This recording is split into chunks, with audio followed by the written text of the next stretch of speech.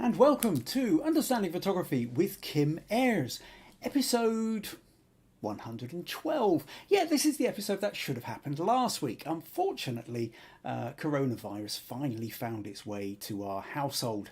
And this time last week, I was in absolutely no fit state to do the podcast. However, we are back here. We are live here on YouTube. So today, what we're going to be talking about is photographing cocktails, mocktails, drinks of one form or another. I did a little bit of photography for a local Mediterranean restaurant, and one of the things I needed to do was do some photography of some of their drinks.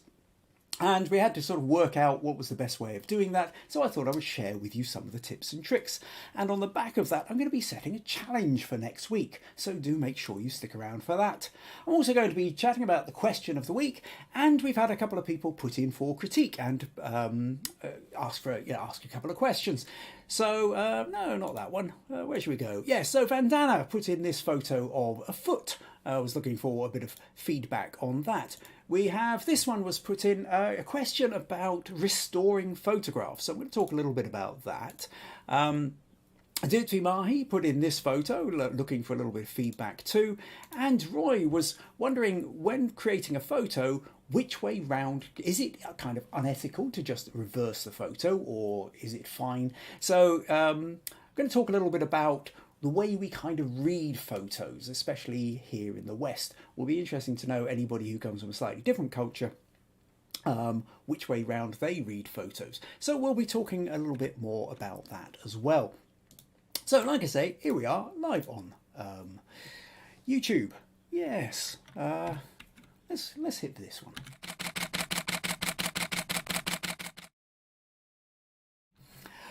So, yes, if you are watching live, please leave me a comment. Let me know where you're from. Let me know what the weather's like where you are.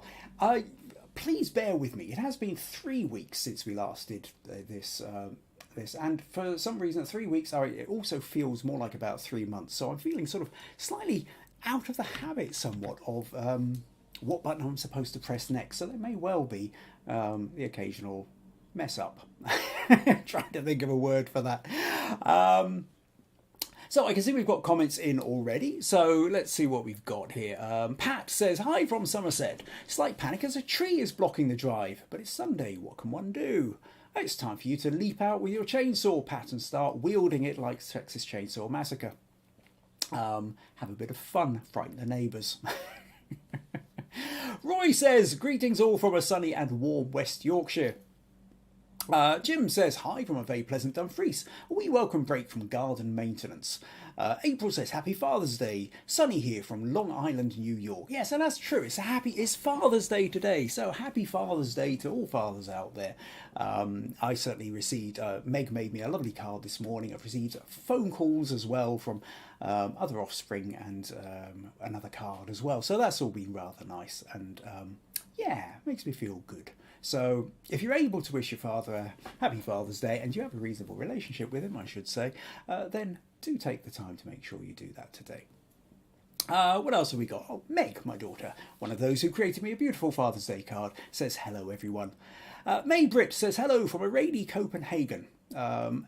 April's asking if we're better, and May Britt is also hoping the family's well after the coronavirus. So yes, so some of you may well have seen we got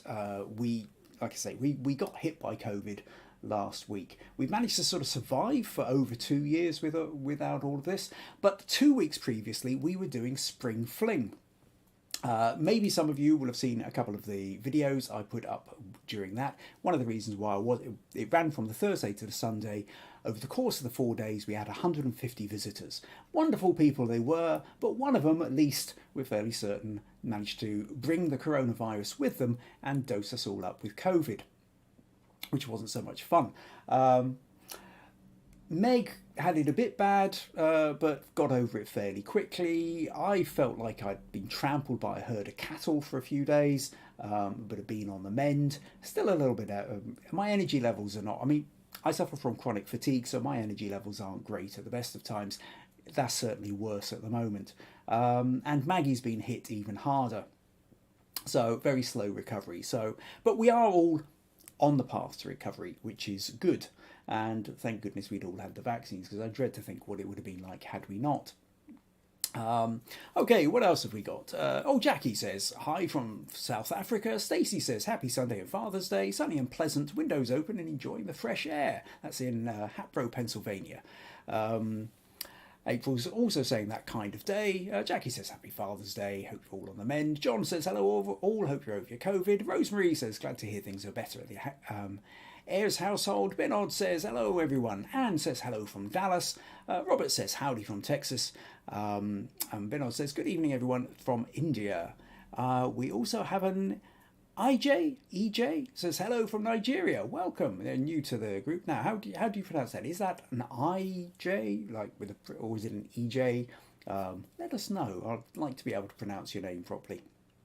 Or is it EJ? Yeah, I'm just not familiar with that. So yeah, if you can kind of phonetically let me know in the comments, that would be great. And VG says, good evening, everyone. So of course, yes, it's evening in Asia, it's morning in the USA and Canada, and it's afternoon here in Europe. So yeah, got to spread across the world. And Nadia is here, also says, hi, everyone. That's great. We've got plenty of people in. Right, okay, so what are we going to be talking about? So yeah, what I was going to say then is today we're going to be talking about the notion of drinks, photographing drinks. So it started off with cocktails and mocktails. And for anybody who's uncertain, a mocktail is like a cocktail but doesn't have any alcohol in it. So there's a lot of restaurants now do these sort of fancy drinks with mixes of orange juice and grenadine and all the rest of it, but they just don't put a shot of alcohol in. So if you're designated driver or you don't drink for any reason, then this is, a good way of kind of selling extra drinks, having a bit of fun while you're out. EJ says, EJ. So EJ, welcome EJ. Very glad you could make it along from Nigeria. I don't think we've had a viewer from Nigeria before, so that's kind of exciting too. Right, so essentially what happened is a Greek restaurant, or a mix of kind of does predominantly Greek, but also quite a lot of sort of general Mediterranean food, and Nico's in Castle Douglas. So I was doing a bunch of photography for them, and primarily it was food photography. But on top of the food, they wanted to have mocktails and cocktails. So I kind of worked out a couple of different ways of doing this, and like all these things, there's many different ways you can photograph anything. And there were two potential ways that I felt would work particularly well. One of them was the idea of shooting against bright white background. The other was to do it against a dark background. Both these, what they allow you to do is really kind of make the most of the colour and the richness of cocktails and mocktails, because that's part of what those drinks are about. They're about the sort of colourful nature of them. So what I will do is I will show you the setup, first of all, that I had for that I was doing for the food. So this is the setup, and to just kind of take you through it, at this point, I was doing a photograph of what one of their takeouts looked like, so they could be putting that on the website. And what we've got this long wooden table, we've got a big softbox here, and I've got a strobe going into the softbox. The softbox is spreading the light, giving it a really diffuse, wide light. So it's a bit like creates a soft shadow, as we've talked before about the idea that the larger the larger the light source, the softer the shadow. And because when you have it coming from one side, it's a bit like kind of having a bit of window light. It kind of creates creamy shadows. It's a rather nice look. And then on the other side, I had a reflector. I just had it on the white setting, and so that while I stood back to take this photo, I had that pushed closer into the table when I was actually taking the photo. The other thing about the softbox is I've got a grid across it, and what the grid does is it stops the light spreading out really wide. It kind of narrows in the focus of the light kind of feathers off. And what that meant was, even though the kind of natural ambient light, you could very clearly see the walls and everything in the background, what I did was I dialed down, I underexposed the camera, so that essentially, without the lights going off, it was really dark. So it appeared in the camera. And then at that point, what that meant was that the food, anything I had on that table was in essence just lit up by the flash, or the strobe, and the reflector, and the light then just disappeared off the edge of the table. So to give you a sense then of so here's a particular cocktail and dessert. So you can see now that I'm sitting I'm down at table level, shooting along, and the light is just disappearing off into the shadow in the background.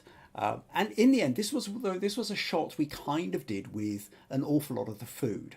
So most of the stuff we tended to do really ended up like this. Now, one of the other options that I talked about was the idea of doing a white background. I'll tell you what, I'll talk about that one afterwards. Let's just show you what I was doing here. So they also had a bunch of gins, Harbour Gin, Hills and Harbour Gin, which they were wanting shots of. So again, by this time we'd established this kind of wood background dropping off into the shadow. So you can see here that the main light is coming from the left, but there's a slight lighter patch over on the right, and that's the bit where the reflector is bouncing the light back again. Here's another cocktail and gin, taken at a slightly steeper angle. Or the other thing that I did with quite a bit of the food as well, and I did with a couple of the cocktails, was to shoot it directly from above. So at this point here, essentially the top part is, I've gone around to the side of the table, and so the light now that is coming in from above, from the top part of this photo, and then if the reflector is sort of bouncing slightly from the bottom. And that's really how I've sort of set about these. So different things like this espresso cocktail, where we've actually got coffee beans sitting in there as well. And then what we also did was we did some where we had just the sort of straightforward, the drink itself. Also, we did a couple where we decided to sort of have a go at the pouring of the drink as well. So you can see here, and what's rather lovely is the way the light just catches it. You see, when you have the black background, it just means that any bit of colour light and colour just stand out really rather beautifully against it. So we end up with a trickle coming down here, or this one here, where what we decided to do was actually include the tumbler and the hand of the barman as he's pouring it in, and you can see this all sort of starting to build up. And I think we did another one of these where we were playing around with this, and again you can see it just having that dark background, having that light coming in from the side, and just the light bouncing around, just creates a really lovely kind of colour and texture. And then I think this one from a slightly different angle as well. And then, what we're also doing is sort of lining them all up as well. I seem to remember a slight problem we had with this was that piece of wood in the middle is very slightly bowed. And I've got a funny feeling we even had to sort of stick a bent piece of paper under the back of one of these glasses just to kind of straighten it up a little bit. So this then is one of the ways that you can do it. You can create the image by having a dark background, and in this case they have this lovely long wooden table, which is almost a kind of feature of this restaurant. So it seemed by combining having a dark background, using that natural wood, and then having a side light. And a side light, as you can see with all these, it helps to create that sense of depth and texture, which a straightforward, straight-on light doesn't tend to do quite as well. Excuse me.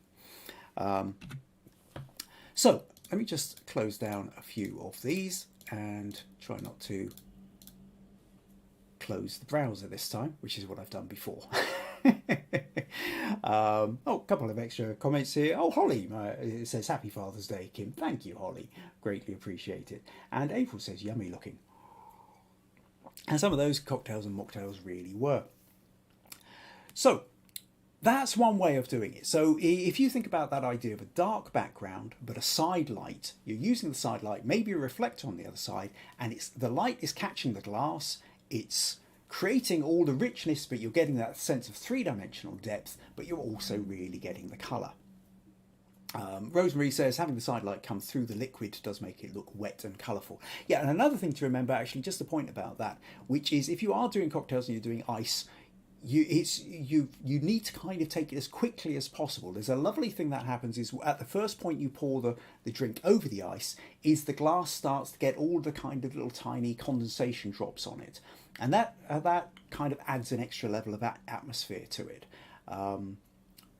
You kind of be careful you don't take too long, because that, or if it starts warming up, you kind of lose some of that. Now, that's one way of doing it. The other way that I was talking about was the idea of actually doing something more like this, where what you do is you have a bright white background. And in this case, what I've done is I've removed the grid off the softbox. I've got the softbox directly behind it, and I'm shooting literally into the light. So the softbox is the other side of the cocktail. Now, so to show you here then, you take something like this, and what we've got then is sitting on that same table, but you can now see that the light is behind it. And then this allows for the light to kind of come through the glass, and it creates a different kind of feel, a different aesthetic. It's still a really interesting aesthetic, but because it's all white, just like the all black, it allows the colour to be there. Whereas if you add like a coloured background, if you had a yellow background or a blue background, you can imagine how it would sort of interfere with the colours of the cocktail. So if you're going to do things like that, go for bright white or go for black. The other thing with the light is if you've got something like a piece of orange, then it kind of cuts through, and you get that kind of light coming through, really kind of helps with the texture as well.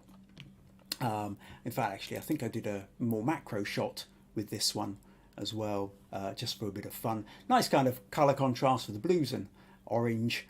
Here you can see again that notion of the condensation on the glass, which just kind of makes you know that it's a cool glass. It's going to be a cool, refreshing drink. Now, if you don't want to have the table, one of the things you can do is you can now what I did with this one, for example, is you can get a piece of perspex. Now what I did, let's just flick back here so you can get a better sense of it. So we've got a bit of perspex. Now this actually comes from a cheap frame, just a cheap kind of frame you might buy in IKEA or anything else. It's just a very thin piece of perspex.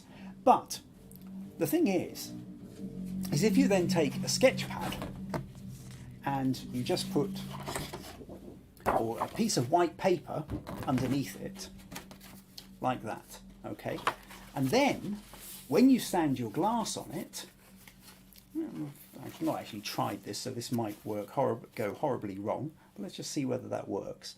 Okay, so, can you see, when you place your glass on it, you can now kind of see the reflection of the glass as well, okay?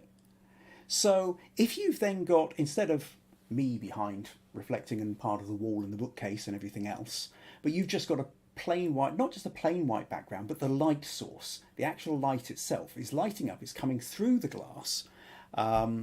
So to flip back to here then, so you can see then that glass is sitting on this perspex, and it's then reflected, so you end up with this all white background, and it's just sort of reflecting through, and you're getting the reflection of the glass. Now, at this point, I've only got a hint of the reflection of the glass, and what I could have done if I wanted was pull back further and had a kind of full reflection on it. The thing, what I did was I set this up. When we decided to start doing the cocktails, this was the first thing I tried. I tried this out. We were playing with it, and I was talking with the manager all the time. We were chatting about what was working, what they wanted, what they didn't want. And but what I also did was I did a couple of shots where like this one, which is then on, and when she looked at this one, there was this feeling of, right, okay, actually this here ties in with the same style we've been doing for the food. So essentially so to create that kind of visual consistency, in the end it was we shot all the cocktail ones like this. However, this one, because we tried it out, and I was really pleased with how that perspex worked onto a piece of white sheet. I mean, just as easily, you could put a piece of black cloth underneath as well. which would also kind of create a black. Now, if you had a light source directly behind it, you'd end up with a really strong kind of cutting line through the middle of it. But if you wanted a black backdrop and do a side light, you didn't want to do the wooden table, but you wanted to have that kind of sense of black disappearing into the distance, then you could maybe do something like that. Counteracted with maybe a sort of slightly shallower depth of focus so that the background will blur out a bit more, and you could probably get, without too much trouble, get some really quite interesting shots. So that's really kind of what I wanted to talk about. That when it comes to sort of photographing drinks,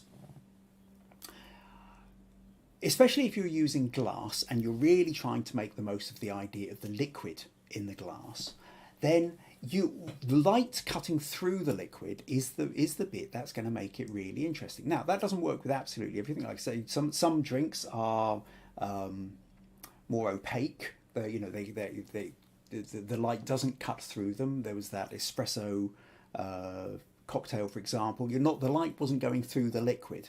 So at that point, you're needing the light to go round the glass, in which case a side light will work better. A backlight wouldn't work so well because the light doesn't travel through the liquid. It would have pretty much ended up just in silhouette, unless you'd had another light source flashing, either a flash or bouncing back onto it. You always have this problem when you're photographing glass with reflections as well. So if you've got a light source coming from the same direction as the camera, there's a good chance you're going to end up with reflections bouncing around all over the place, and you may well even get the camera itself being reflected in the glass too. So when photographing glass, you really want to have the light source either behind the glass or to the side of the glass or some kind of combination. So I hope you find that interesting. I hope that kind of inspires you a little bit. So I'll mention this again at the end of the podcast, but essentially then what this is doing is I'm setting you up for a challenge. So for next week, we are going to do, for episode 113, I'm going to do a drinks challenge. Now, it won't necessarily have to be cocktails or mocktails. I know not everybody who watches this drinks alcohol or necessarily has all the ingredients to hand, but I do want you to start thinking creatively. Ideally, I would say think of the way light interacts with glass, interacts with liquid. So how would you create a drink? Now, it could be something like a fizzy drink, well-known soda pop. It could be, you could create your own little kind of cocktail or mocktail. You could, if you want, be doing something like, a lemon tea or something else. I think ideally go for glass. I want to see what you do with glass because it is a tricky thing to do. It's not easy to do, but I think the act of trying to do it will, and overcome the challenges you're up against, will make it interesting. It will help you advance your photography because it will help you. So we're using some of the skills we used with still life in previous episodes, and if you haven't seen the earlier episodes, go back through we have a whole bunch. I mean, there's 111 previous episodes. Go to youtube.com/Kim Ayres and you can find all previous 111 episodes. Look through the titles, you'll find ones or some of the little pictures, you'll find ones where we've talked about still life before now as well. So this is a form of kind of combination of still life, product photography, but I think that notion of the use of light, liquid, colour, glass is a particularly interesting one. Now, if you don't have any glasses, you really don't want to do that. Maybe use the idea of drink in a slightly different way. Think about, maybe you want to use, we did a cup challenge about a year ago or year and a half. I can't remember how far back that was. But the cup challenge was more about the actual cup itself. The drink challenge is about the idea of the drink. I don't just want an empty glass. It is about the idea of drink. Now, use a bit of imagination, have a little bit of thought. I'm open to lots of different ideas. And what I want you to do then is when you've got your image, send it in for next week's challenge. So either put it into the Facebook group, if we have a Facebook group called Understanding Photography with Kim Ayres. If you're not already a member of it, go to Facebook, type that in, you will find it easily enough. Stick your image in there. Tell me a little bit about the photo, why you took the photo, any interesting aspects you learned in the process of taking the photo. If you don't do Facebook, email it to me. So my website is kimayres.co.uk. My email address straightforwardly is kim@kimayres.co.uk. So email me the image. Get them to me by Friday, this Friday, please. Saturday at the latest. Anything that turns up on Sunday, there's a good chance I won't appear. But hopefully, if you want to send me in your images, and then next week, what we will do is I'll go through the images, we'll share them, and hopefully kind of inspire each other because the fact is, every single person watching this, we all have different ideas, different interpretations of how we would go about anything. And part of the love for me for photography and the love for doing these podcasts is just seeing the different ways people see the world and the different ways people interpret a challenge. So send in your images and hopefully we'll all become inspired by what everybody else has said. So I will remind you again at the end of the podcast about that. Right, we've got a few more comments here. What have we got here? VG says, lovely. April says, good to know. VG says, very colourful. And the white background is good. Okay, Rosemary says, very cool. The clear perspex would allow you to change the colours underneath. This is true, without having to have a whole library of perspex colours. My budget likes this. Yeah, that's a good point. It's you clear perspex, you're creating the colour by what you stick underneath it. So you can have, as you say, just change the colour of a cloth, a piece of paper, coloured paper. You can put a tartan blanket if you want. Might create a bit of a clash, but who knows? Depending on what you're actually, the drink you're serving, maybe it would be suitable. Thean says, oh, hello, Kim. Sorry, I'm missing today. We're having a family Father's Day celebration. Well, absolutely should be celebrating Father's Day. Jim says, like all your images, Kim, interesting ideas. Try. Oh, well, thanks, Jim. Stacey says, I believe the white background is a great idea. Wood is rustic, yet it gives a selling point. Yeah, again, it's about that notion of when you're doing product photography, there's a brand, there's an idea, there's a mood, there's a feel, and different style. There's not necessarily, as in so much of photography, it's not necessarily right or wrong. Are you fitting the purpose that you set out to? And for some, if you're going for like an ultra modern nightclub kind of idea, maybe that white background works much better. Maybe you would have a white background, but you would have coloured lights kind of kicking in there. Or maybe you would have like a bar, like the bar you get at just running along and doing along the length of the bar, where you've got hints of bottles and stuff in the background, or even hints of customers in the background, out of focus. That would be another way of doing it. With this restaurant, that wooden table, that slightly rustic feeling, as you say, Stacey, that really added to the kind of brand that they were doing. And so this is where I think product photography and the like becomes really interesting. It's the purpose feeds then your approach on how you're going to go about it. Rosemary says, useful info about the direction of the light impacts the presence or absence of the camera reflection. That's very true. Always be very careful when you've got the light source coming from the same direction as the camera, because you're going to be hitting the reflective side, which means you're also likely to be seeing the camera itself in the glass. And VG says, looking forward to this challenge. Somehow I feel it's been really long. Yeah, it has been a while since. I think the architectural challenge was the last one we did.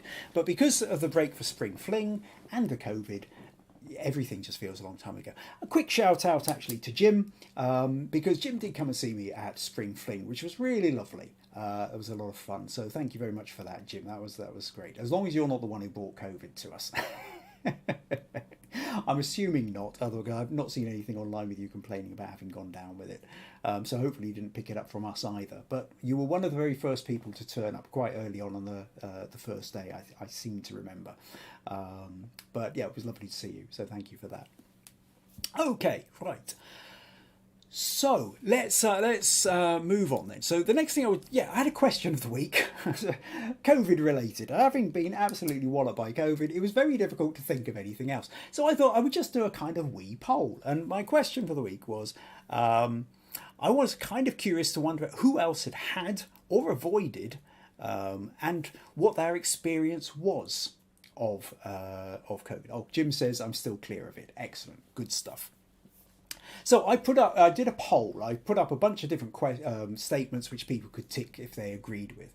And the biggest surprise to me was that 64% of people who responded. Now I will say actually we had 59 responses. 59, which is the biggest response I've had to any of the polls that I've put up so far in the Facebook group.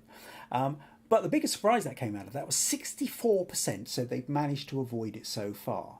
Now that's 2/3 of people who watched the podcast, who decided to respond to the poll, had actually managed to avoid getting COVID so far. And I was really gobsmacked by that, because I know so many people who've got it, and we felt we've been really lucky to escape thus far. There's kind of feeling you feel like almost everybody must have got it. Then again, I don't know. Maybe it's something about the demographics of the people who watch these podcasts. I don't know. I know on average we have a slightly higher age group. There's a few people I know who are in more vulnerable categories. So perhaps there's more people in the podcast viewers who have been having to take just that extra level of care, maybe a little bit more in the way of self-isolation. So perhaps that's what it's about. But it's just a straw poll I found kind of interesting. 18%, so that's 1 in 5, just under, or had said they'd had it with mild symptoms. 6%, so it's 10%, 6%, yeah, said they'd had it and it was horrible. Another 6% had said it was, insert your swear word of choice, awful, and they never wanted to go through anything like that again. So absolutely walloped and awful with it. 1% has said they'd had it twice, and 1% they said it was still lingering on weeks or months later. And that's one of the other things that often tends to get forgotten about this whole idea of COVID is long COVID, is that not everybody's recovering immediately afterwards, and that for some people it can have a kind of long-term energy level impact. So yeah, but interesting kind of wee poll. Just thought I would sort of see how that goes. A couple more comments here. April says she's had COVID twice, on December the 6th and May the 2nd. The first time very bad, second time more like a bad cold. Robert says, I might have had COVID in January 2020, but that was before we'd heard of it. But since then, I've not been sick at all. I know a couple of people who feel that they probably got it in the first part of that year, but it wasn't being talked about so much. April says, I work with special education population. It's a given. What's a given? It's a given that you're going to get it, or it's a given that you've got to be extra careful around it? Stacey says, I also work in retail, so I've been rather fortunate. Yeah, I think that is pretty lucky if you've been working in retail, managing to avoid it.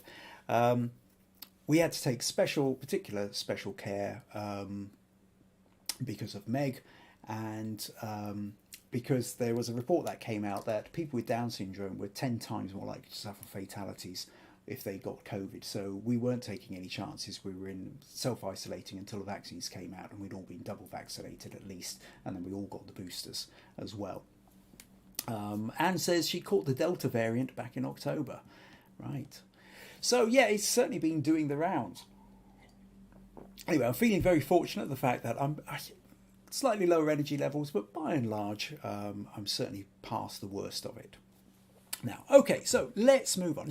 So a little reminder here that if you find these podcasts useful, interesting, entertaining, you feel you're gaining something from them and you would like to support them, then buymeacoffee.com/Kim Ayres is one of the ways you can support these. The other thing is, don't forget to subscribe. If you're not already subscribed on YouTube, go to youtube.com/Kim Ayres, subscribe, hit the little notification bell, and that way you'll be kept up to date with new podcasts as and when they come out.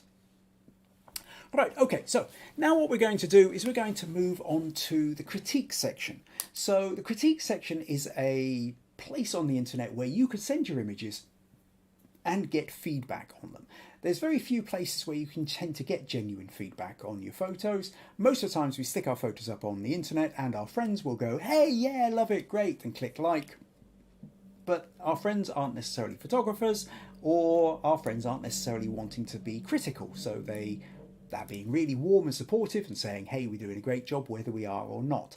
So while that's lovely friendship stuff, it doesn't necessarily help us advance our photography.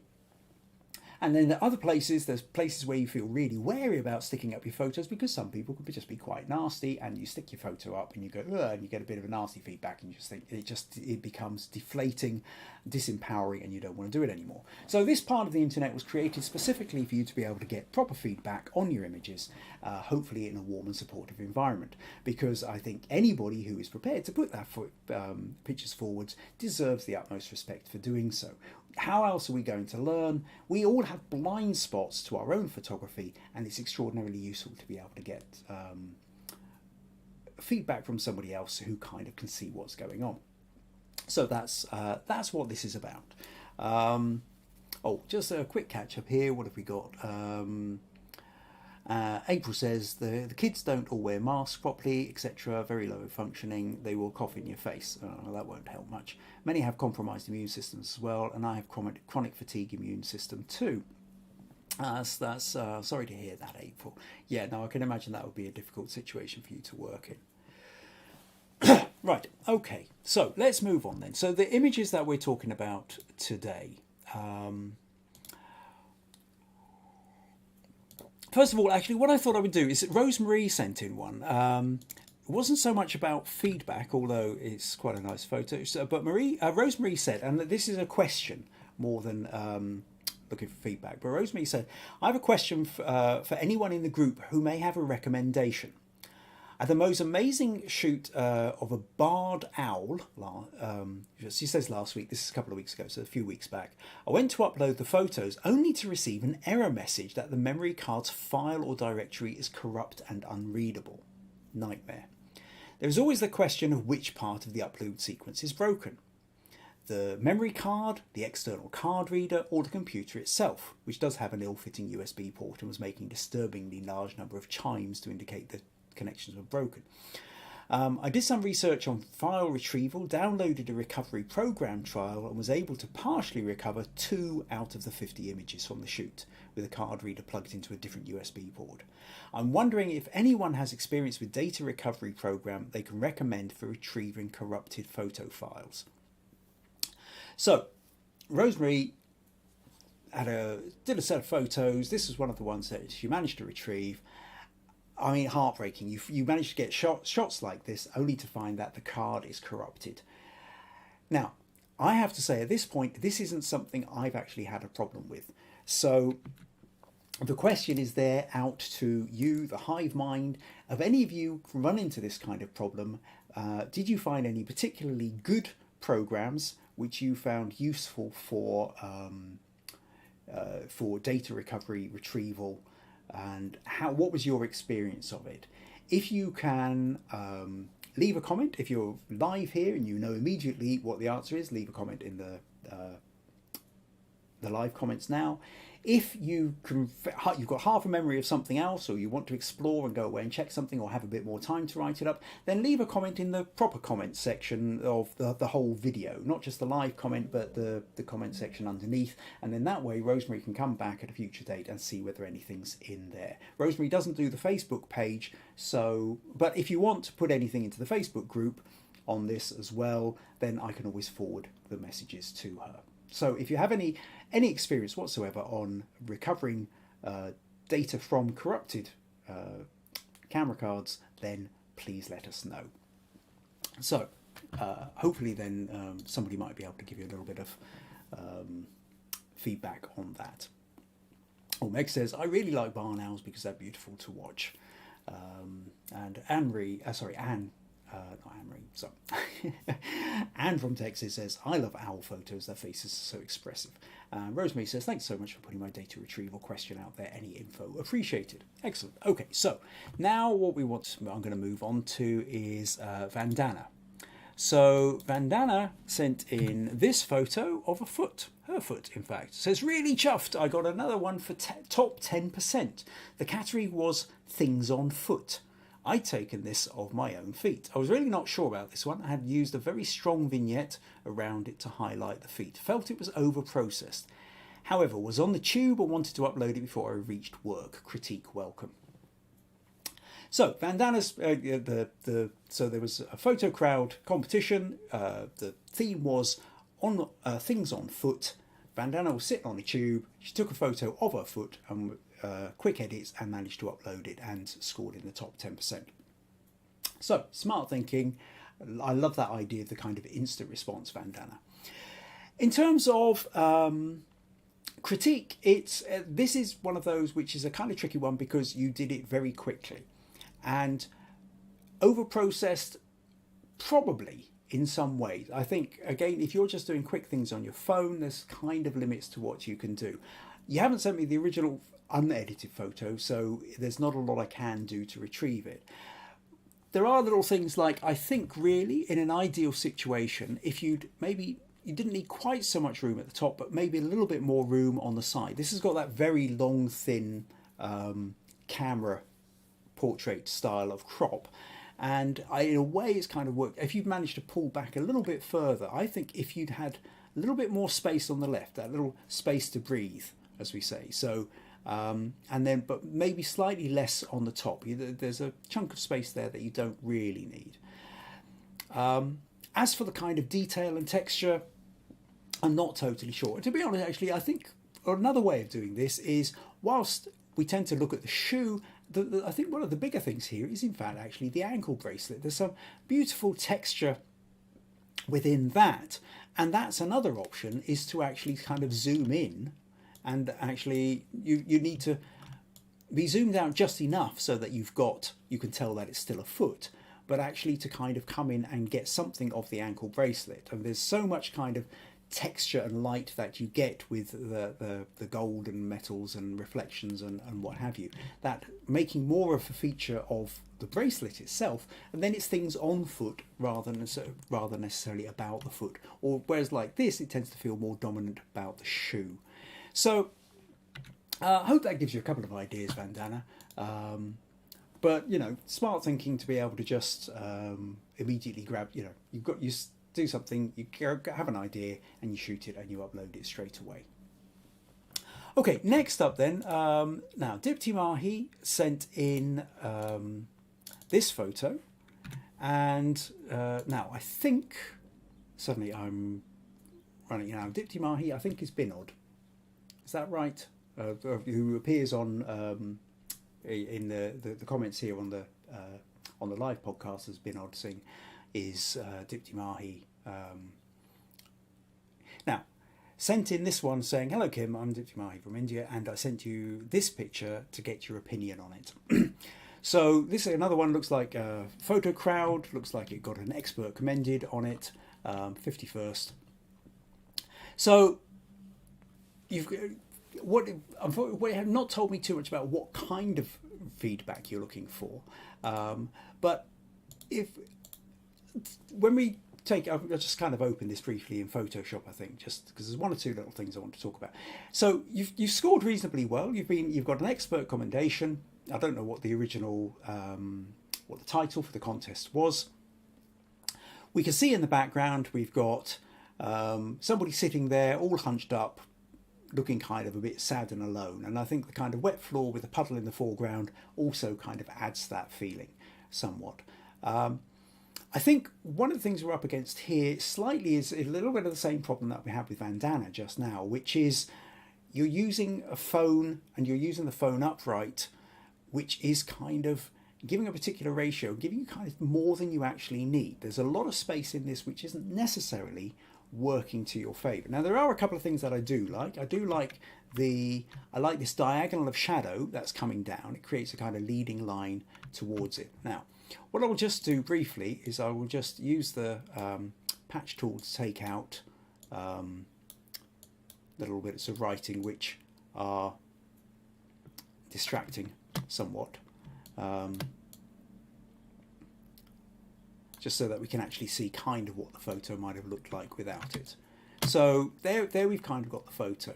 Now again, I think in terms of what you have to think of with a photo is essentially where's the story. Okay, now just change this. Not Zoom podcast. No, that was right in the first place. Got Zoom, but I don't need the timeline. There we go. And the story is really here, but the story is also part of this reflection. Now, the fact that your main figure is out of focus is less common, but actually perhaps in this case kind of works in your favour. I like that your actual, you've actually focused on where the puddle is, but I kind of can't help but feel it would be really interesting if there was some other object in the foreground. If there was something in the now at this point I'm not entirely sure what that might be, but if you had an object that it was focused on, and then in the, just sort of sitting here, that was somehow also part of the story. That would kind of reflect and add in this sort of feeling of somebody in the background, maybe lost, maybe a piece of money or lost coins or something. I'm not totally sure. Now the thing is, most of this part down the bottom isn't really adding much to it, so you could pretty much crop that up like that. The other thing is, it's very slightly, the horizon isn't quite straight, so I'd want to just kind of tilt that and straighten that a little bit. Now, and the other thing I would say is I would want a little bit more space on the left, rather like Vandana's picture. It just felt a bit too closed in, but I think maybe if we sort of go something like that, and I'll use the content aware fill, and that will just kind of give us a rough idea of what it fills in. Something like that, I feel, and then actually we probably don't need quite as much from that side. Something like that. So your figure here is kind of sitting on like a kind of rule of thirds, running on that sort of a third of the way in from the left. We've brought the bottom part up so that the bottom, this is taking the bottom third as well. So we're using the rule of thirds to kind of create a more interesting composition, I think. And then this nice, I really do like that shadow of the diagonal there. Adds that little bit more drive and energy. So overall, I think really it was a case of just straightening it. It's about getting your cropping right with this. Now, if you've not watched it, a few weeks ago I did do a little bit about the notion. I redid a piece on cropping. I think it was a few weeks back. I'll need to go and check, but I do have other pieces on cropping. Or go to the bite size on on my YouTube channel. Go to there's a playlist called Understanding Photography with Kim Ayres. There's another playlist called Bite Size. Go and look through that. Now, what I've done in the Bite Size is I've taken sections of some of the podcasts on particular issues, and there is one on the notion of cropping. I think there might be one on rule of thirds, or that might just be integrated into the cropping, but I would recommend going back and taking a look at that. But I think certainly with this, one of the first things to think of is make sure your horizon line is straight, unless there's a compelling reason for it not to be. And if it's not, generally speaking, you want to make sure it's deliberately tilted. You want to be tilted 10, 15, 20 degrees or more. If you're only tilted 1 or 2 degrees, it just looks like you didn't line it up right. So, really nice idea, but I think it could just be cleaned up a little bit like that. So, I hope you found that one useful. Right, okay, let me close that. Okay, April thought that particular picture would work in landscape mode. And VG says the diagonal shadow looks good. Rosemary says Kim's edit helps draw the puddle in a bit more, which I find very appealing. The blurred figure in the background contrasts with the focused puddle nicely. Yeah, I think that's a pretty good way of putting it. Okay, so next thing I'm going to talk about is, now, we had this image put in by somebody we called Sweet One, and Sweet One to Know. And she said, I've been told that I should get others that know about photography advice on using real paint to repair this photo. Can I get some advice, please? I'd like to repair this photo the best I can. I know I can scan it and use a photo editing app, make another, but I would like to repair this one. I thought about trying to get the paint to match the missing colours. That's the tear spots missing, lightly paint them. I'm not sure what to do about the crinkle patches or scratches. The photo's glued to a piece of wood. Any advice would be appreciated. So we're kind of into an interesting thing here, that really what you're talking about is the idea of trying to repair this actual photo and restore it. But it's an extraordinarily difficult thing to do. I don't have a direct answer on how to do that. That's not something I've done. But I really genuinely tend to feel that what you would be better off doing is getting high resolution photo of it, a scan of it, as high a resolution as you possibly can, and then fix it digitally and then reprint it. Because the print that you have here is a print taken from a negative. The negative, presumably, you don't have access to anymore. But if you want, what's the original photo? The original photo was taken with the negative. everything else is a print, and a digital copy, which you could then get a high resolution, clean up properly, and then reprint, should give you a better version of the photo than trying to repair this one. Repairing this one runs an awful lot of risk of, if you get it slightly wrong, you could do an awful lot more damage to it.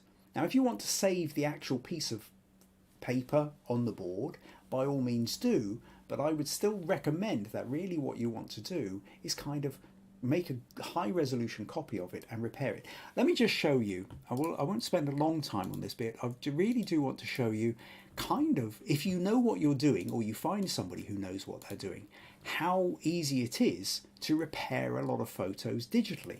So I'm going to copy this for it. Now, this is a very low resolution photo, which means I can't go in far. As soon as I go in, we can see it's there's a lot of noise. This was just a quick kind of snap taken.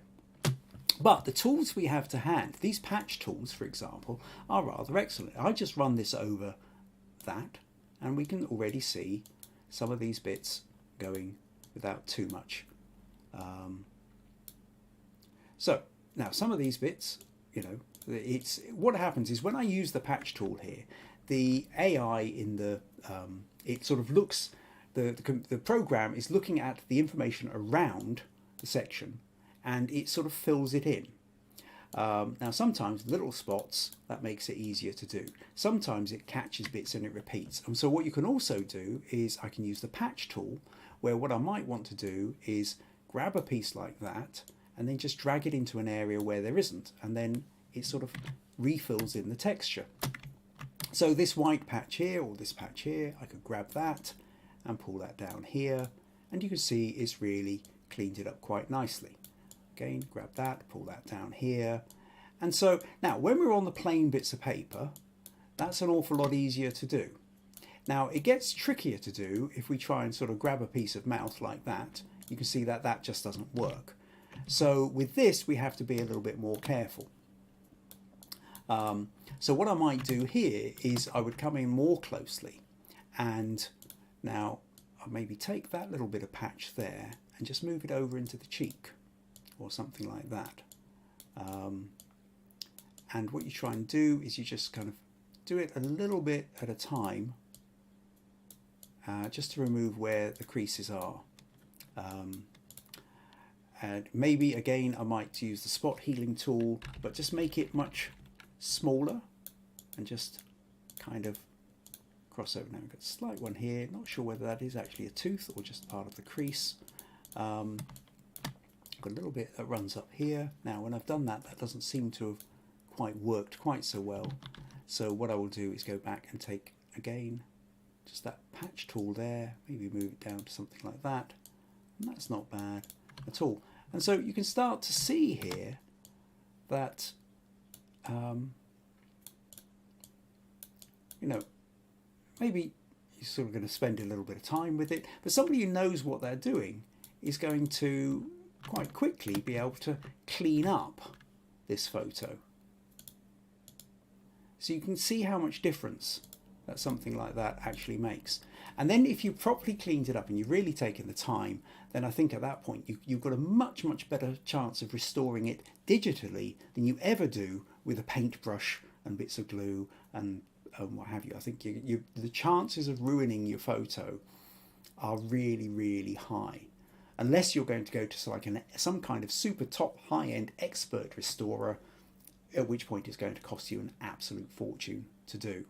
It's not one of these things I would certainly, if this is a really important sentimental piece for you for whatever reason, then I wouldn't want to risk ruining it. I would make sure you get a really high resolution copy of it. Take it, you know, again, maybe take it to somebody who knows what they're doing, or if you're going to take a photo of it, take it in good strong light with an ISO 100 setting and the biggest camera you can get hold of in terms of megapixels, to get the best quality copy you can, and then you can use that copy to restore it. So although it doesn't answer the actual question, you know, I can't give you any help on actually how to properly restore the individual photo, I hope that gives you some ideas.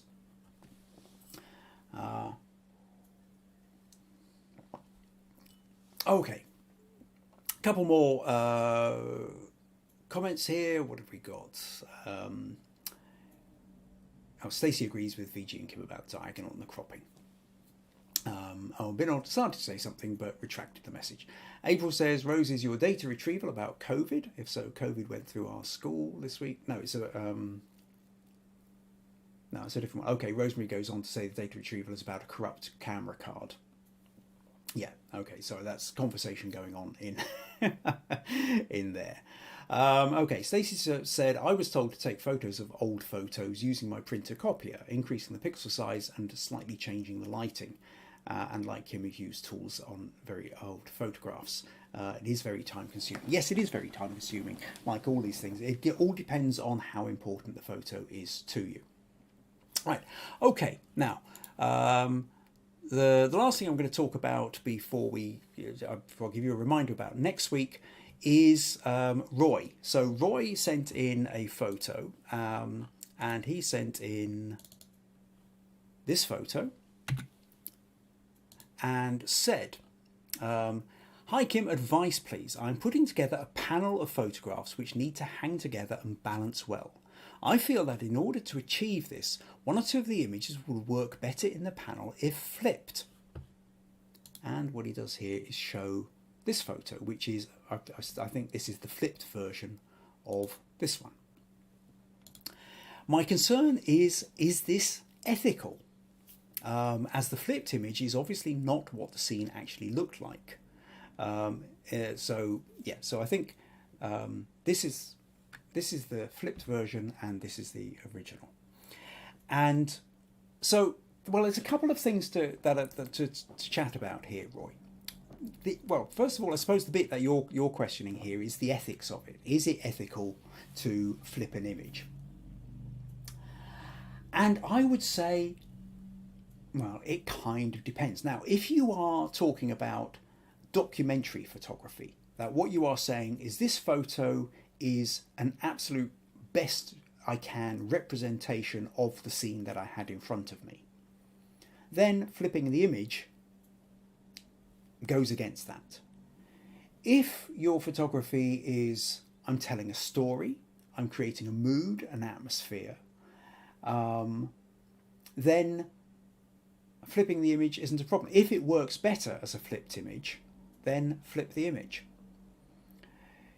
So it kind of depends on your starting point. Are you talking, if you're talking about press photography where it becomes absolutely crucial as to whether, almost like evidence in court is being held up as to whether the person was running towards the assailant or running away from the assailant, and flipping the image will give you a different idea of what was happening, then flipping the image can cause a lot of problems. So you've got to be absolutely accurate about it.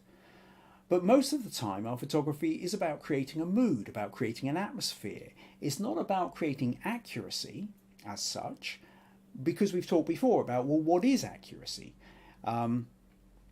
Accuracy here might be the fact that you're also getting eaten alive by a swarm of mosquitoes, which you can't really see on the on this particular picture. So maybe the picture is kind of lying to you that way. So what is it you're trying to do? So there's that side of it, and I would say it depends how strongly you want to defend. If you're up against, you're in a camera club and somebody's going to come up and go, oi, that one was the wrong way round, and you can say, yeah, but it works better like this. It reflects the mood and feel, especially in conjunction with the other photos that I'm putting on the panel, and you want to defend that position, then I think you have every right to. If you feel that it would be the most embarrassing thing in the world that somebody would go, or you flip the photo, then don't do it. Now, so that's on an ethical side. The other thing is whether it actually works. Now, you said to me that this was the original and this was the flipped, and this was the one that you were thinking of using. But for my money, this is the better image. And the reason for this is because of the way we tend to read an image. And we read an image, certainly here in the West, and this is where I'll be quite interested to know from those who kind of come in from different cultures, we read from left to right. And this means we tend to read the screen from left to right. And what that means is when we're in this one, because also, and additionally to that, we tend to follow the gaze of a figure. So our figure here is the dominant part of this image. So we can't help but follow the direction of the gaze. And what happens is we follow the direction of the gaze, which then takes us out of the picture. This part of the gate here, or fence, is also drawing a line. So everything here is drawing us in this direction. However, what that does is it's not so much that's interesting in this direction. And our eye just goes over to the trees, flips beyond the trees, and we're gone. Okay. Whereas when we look at it the other way, because we tend to read we start with the trees, we get drawn this way, and again the fence here is helping us, and then we reach our statue of the woman. Having reached this, and then seeing that she's gazing backwards, our eye gets drawn back over this way again. We get drawn back over this way, we then start to notice the people and the sheep, and the other statue, and the trees, and as we come around the trees, we catch the edge of the fence and it draws us back again. So actually this way round, what happens is it creates a motion of the eye where the eye keeps getting drawn back into the photo. Whereas when we're with this one, the eye goes once across the photo and then shoots out and falls off the other side. Okay, and that's really important. Now, what I'm going to do, I just want to show you another example of this. I talked about this a good couple of years ago, but a photo of mine, which was done here for blood bikes. Now, this photo was one of these. It was a huge amount of time, energy went into it. We had a vast number of... So Blood Bikes is an organisation. It's a charitable organisation which carries blood samples and blood tests from... so if you might go to your local GP to get your blood tested. And so round here I might go to Castle Douglas Health Centre, get a blood test. But that blood is going to be tested up in Glasgow, which is 2 hours drive away. So Blood Bikes, you will get a biker come along and they'll pick it up and they'll run it up to Glasgow to make sure. So these things get done then so much more quickly, so much more efficiently. And it's a voluntary organisation. So I was doing a piece of photography for them to try and one of the things that they wanted was, so we came up with this idea. They wanted to show that there's an awful lot of people who give up their time, all these people, bikers who give up their time to help it. We wanted to have the idea of a hospital bed and a doctor and a nurse and all this kind of stuff to sort of show the importance of what it was all about. Anyway, great long backstory to this, and there's another prior one of the early episodes where I talk in depth about it. The point that I want to make here, Roy, though, is the fact that the original photo for this, hold on a sec, where are we? Was this way round. This is how I actually took the photo.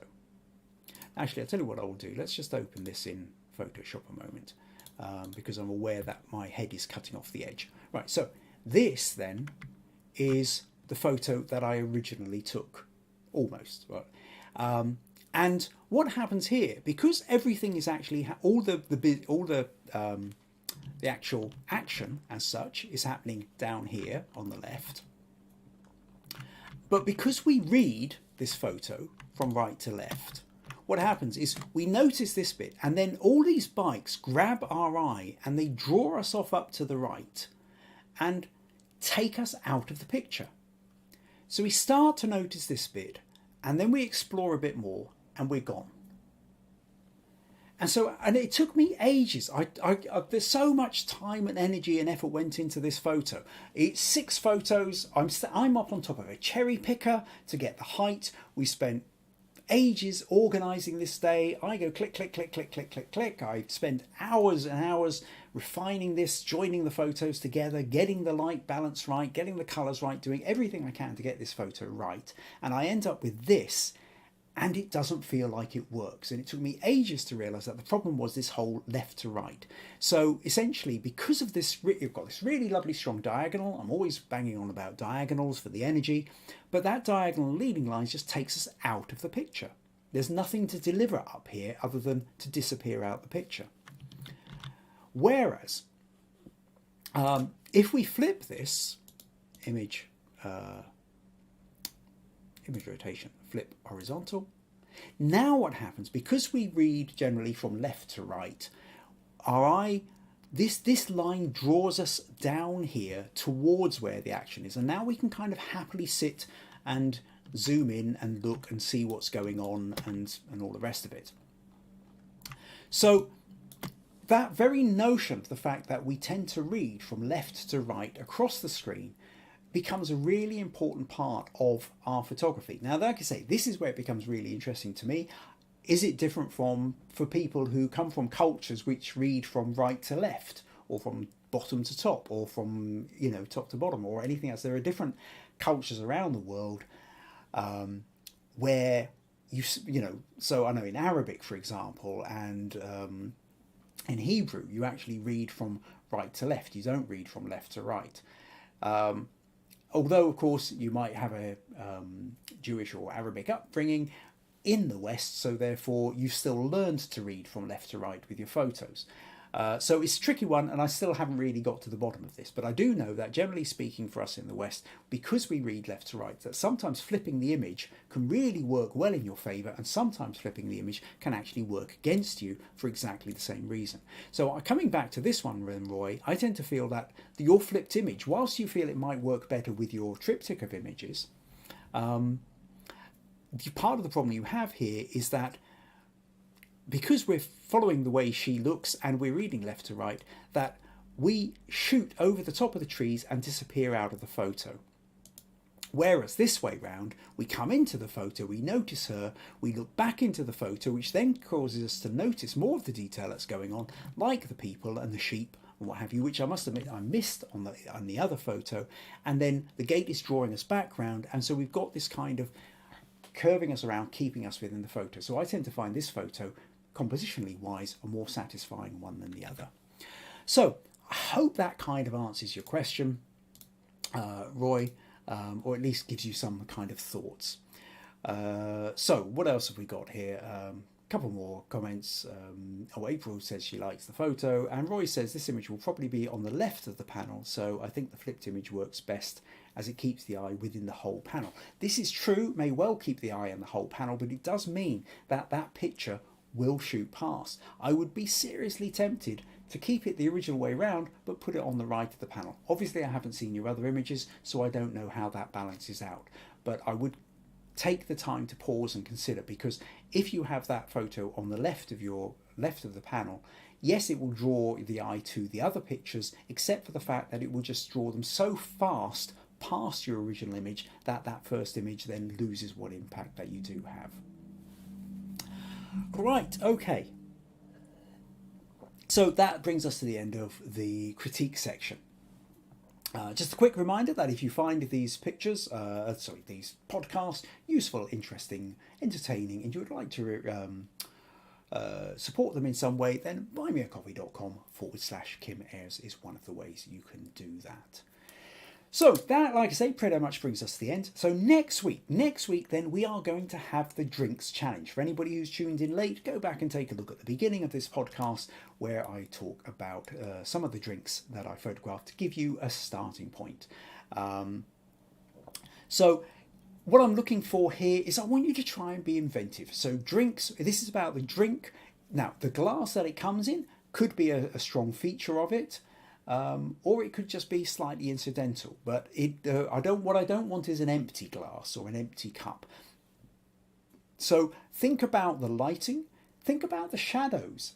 You might have some kind of liquid, you do a side light or something, and actually the glass and the liquid cast an interesting shadow onto another surface. That's another way of playing with it. Do you want the light behind? Do you want the light to the side? Do you want to go dark? Do you want to go light? Do you want some kind of interaction with the drink? You know, do you want the drink coming to lips? Do you want a hand holding it? Is that going to be a young hand or an old hand, a female or a male hand, an ambiguous hand? Are you going to have two hands trying to compete for the same drink? There's a whole bunch of different ways that you can really play with this, and I really want to see what you can come up with.